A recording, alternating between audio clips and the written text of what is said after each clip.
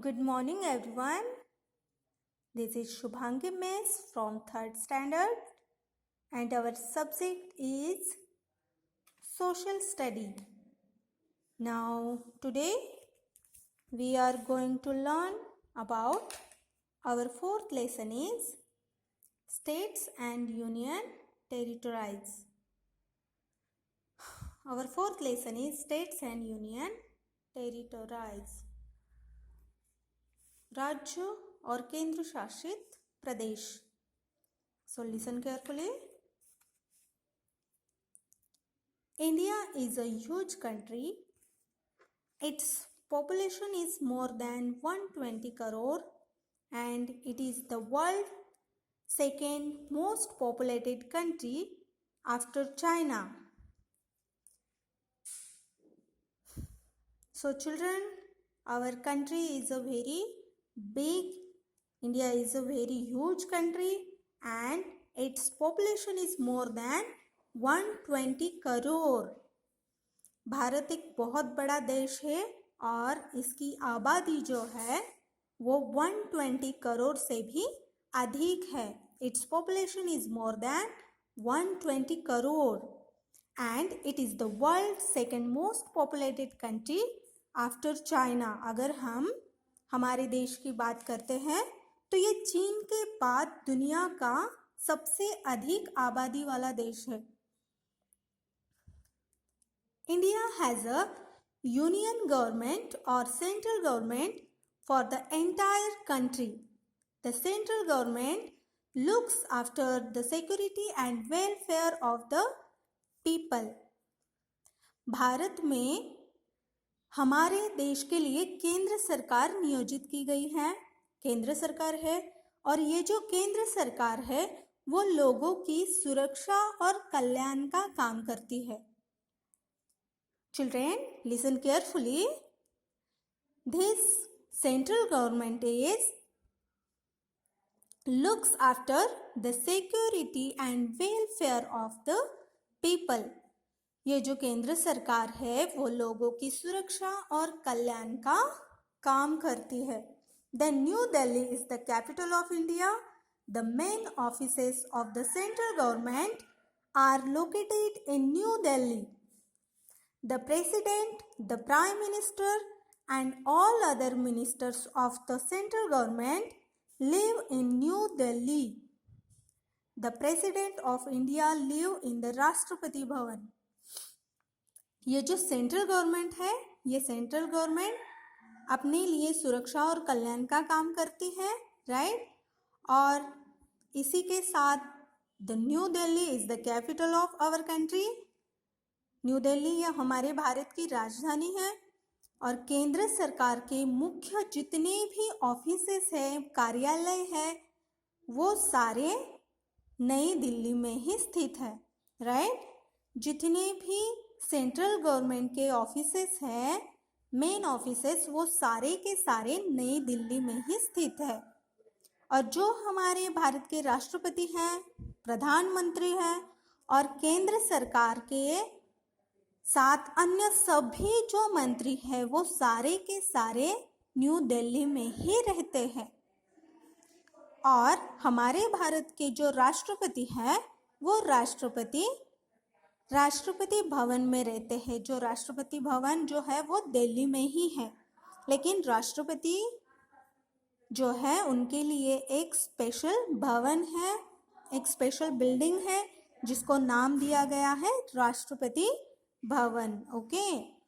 The central और union government controls the whole country, but the central government alone cannot manage such a big country.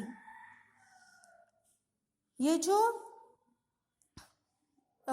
Bharat के राष्ट्रपति जो है वो राष्ट्रपति भवन में रहते हैं. इसी के साथ जो केंद्र सरकार पूरे देश को नियंत्रित करने का काम जो करती है वो अकेले ही इतने बड़े देश को प्रबंधन नहीं कर सकती. इट मीन्स वो इतने बड़े देश का जो कारभार है वो मैनेज नहीं कर सकती. इसलिए the central government alone cannot manage such a big country. Therefore, it has been divided into two smaller parts called state and union territories. इसलिए इसे राज्यों और केंद्र शासित प्रदेशों में विभाजित किया गया है. ओके, तो देखो, there are 29 states and 7 union territories in India. On a map of India, all the states and union territories of the India along with their capitals are given on the next page. अब देखो, हमारे page पर एक map दिया गया है India states and union territories का. There are states and their capitals. States है और उनके कैपिटल्स यहाँ पर हैं.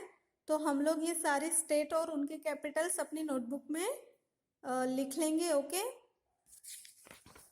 सो there are 29 states and 7 union territories in India.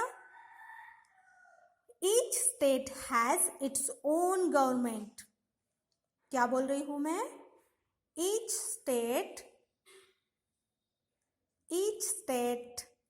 has its own government. It is called the state government. हर एक state की अपनी अपनी एक सरकार है जिसे राज्य सरकार कहा जाता है. Okay, the governor, the chief minister and other minister of the state live in the capital of state. अब ये जो राज्यपाल है, मुख्यमंत्री है और राज्य के अन्य मंत्री जो है वो सारे के सारे अपने अपने स्टेट की राजधानी में ही रहते हैं. Okay, then the central government and the state government work together for the progress of the country. Then ये जो राज्यपाल, मुख्यमंत्री और राज्य के जो अन्य मंत्री हैं वो सारे के सारे अपने देश के कैपिटल में रहते, राजधानी में ही रहते हैं. उसी के साथ जो केंद्र शासित प्रदेश है वो जो है वो केंद्र सरकार के नियंत्रण में ही होते हैं. और ये केंद्र सरकार और राज्य सरकार मिलकर क्या करते हैं? हमारे देश के प्रगति के लिए काम करते हैं. Okay, the next page is Delhi, also known as the National Capital Territory, has its own assembly. It has own elected government. Delhi is the capital of India, right? Delhi हमारे भारत की राजधानी है. इसी के साथ इसकी एक अपनी विधानसभा है, एक निर्वाचित सरकार है. Rajasthan is the largest state while Goa is the smallest state. Look at these states. अब इतने सारे स्टेट्स में ये जो राजस्थान स्टेट है आपको दिख रहा है, Rajasthan is the largest state. ये सबसे बड़ा स्टेट कहा जाता है. और ये जो गोवा है, येलो कलर का पोर्शन दिख रहा है आपको, हाँ, Goa is the smallest state. ये सबसे छोटा स्टेट कहलाता है. Okay, then Uttar Pradesh is the most populated state while Sikkim has the lowest population. अब ये जो उत्तर प्रदेश है यहाँ की सबसे अधिक आबादी वाला ये स्टेट माना जाता है. ये जो उत्तर प्रदेश है यहाँ पर ये जो स्टेट है ये सबसे ज़्यादा आबादी वाला स्टेट माना जाता है.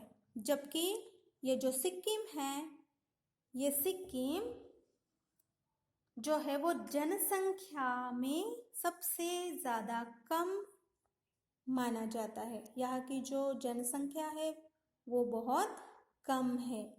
सारे स्टेट में सिक्किम में सबसे कम जनसंख्या है और सबसे ज़्यादा जो है वो है Uttar Pradesh. Okay, then Andaman and Nicobar Iceland are the biggest union territory, while Lakshadweep Iceland are the smallest union territory. Andaman व निकोबार द्वीप समूह जो है वो सबसे बड़े केंद्र शासित प्रदेश माने जाते हैं, जबकि ये जो लक्षद्वीप है, ये लक्षद्वीप समूह सबसे छोटा केंद्र शासित प्रदेश माना जाता है. Okay, then Delhi has the largest population and Lakshadweep has the lowest population among the union territories. ये जो दिल्ली है, दिल्ली में सबसे बड़ी आबादी है और केंद्र शासित प्रदेशों में लक्षद्वीप की आबादी सबसे कम है. Okay, then now our lesson is over. I hope आपको ये लेसन समझ में आ गया होगा.